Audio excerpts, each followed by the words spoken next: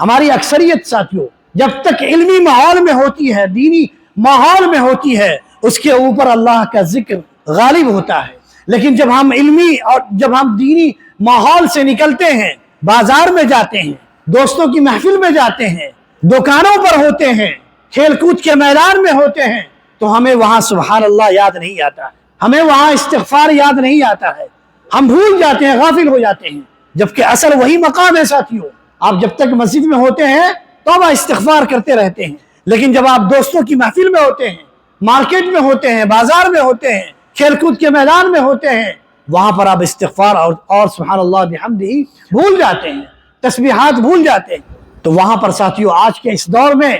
جب ہمارے اوپر چاروں طرف سے مصیبتوں نے گھیر رکھا ہے، اگر آپ مصیبت سے نکلنا چاہتے ہیں، پریشانیوں سے بچنا چاہتے ہیں، نجات چاہتے ہیں، مغفرت